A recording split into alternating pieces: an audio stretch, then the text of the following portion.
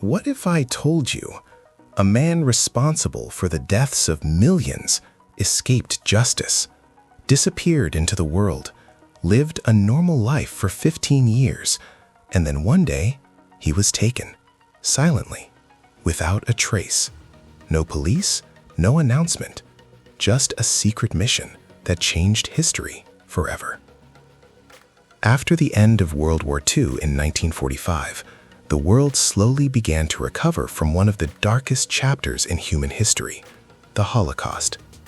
Millions of innocent people had been systematically murdered, and while many Nazi leaders were captured and tried, some managed to escape.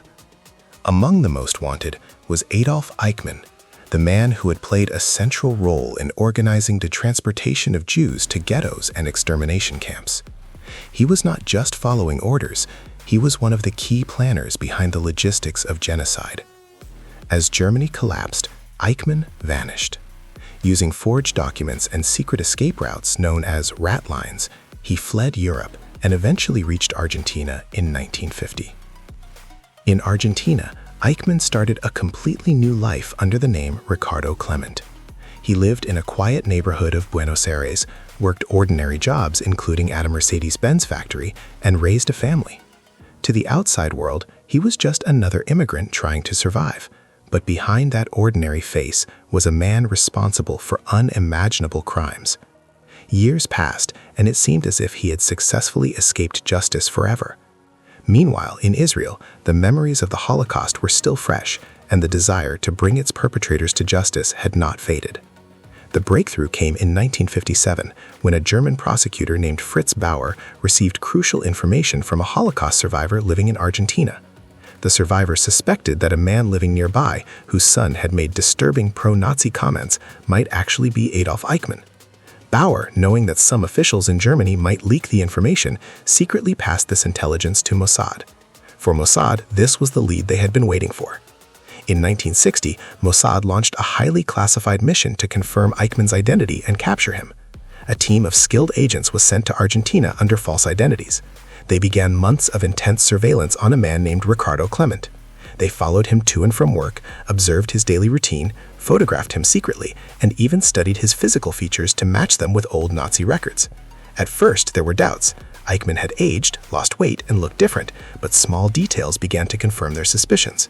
The most crucial moment came when agents discovered that the date of Clement's wedding anniversary matched that of Eichmann's real-life marriage. Slowly but surely, all the pieces fell into place. They were certain Ricardo Clement was Adolf Eichmann. Now came the most dangerous part of the mission, capturing him on foreign soil without alerting Argentina authorities. Mossad carefully planned every detail. They selected a quiet bus stop near Eichmann's home, where he returned every evening after work. The team rehearsed the operation multiple times, timing every movement down to the second. On May 11, 1960, the operation was put into action. As the sun set, Eichmann stepped off his bus and began walking along a dim-lit road towards his house, completely unaware of what was about to happen. Suddenly, a car approached and stopped near him. One of the agents stepped off, pretending to fix something. As Eichmann passed by, the agent grabbed him. Within seconds, other agents rushed in, forced him to the ground, and dragged him into the car. The entire operation took less than a minute. No gunshots were fired, no one noticed. Eichmann had disappeared. He was taken to a safe house where Mossad agents kept him hidden for several days. During this time, they interrogated him and forced him to confirm his true identity.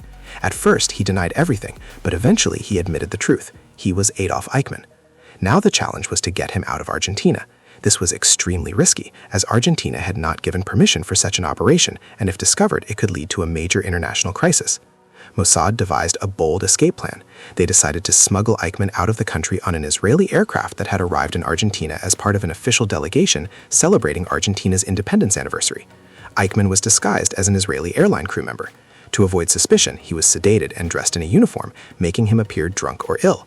Supported by agents acting as crew members, he was taken to the airport and boarded onto an LIL flight. Against all odds, the plane took off, carrying one of the world's most wanted criminals out of Argentina. When Israel announced that Adolf Eichmann was in their custody, the world was stunned. Argentina protested the violation of its sovereignty, but the significance of the capture overshadowed the controversy. Adolf Eichmann was brought to Jerusalem, where he would finally face justice. In 1961, his trial began, becoming one of the most important legal proceedings in history. For the first time, Holocaust survivors stood in court and shared their painful experiences with the world.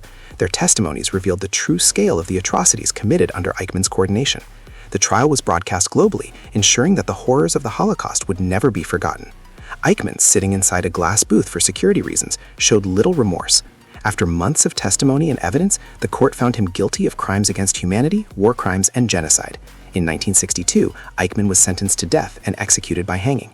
His ashes were later scattered at sea outside Israel's territorial waters, ensuring that no physical grave would remain. He escaped across continents, built a new life, and believed he had outrun justice.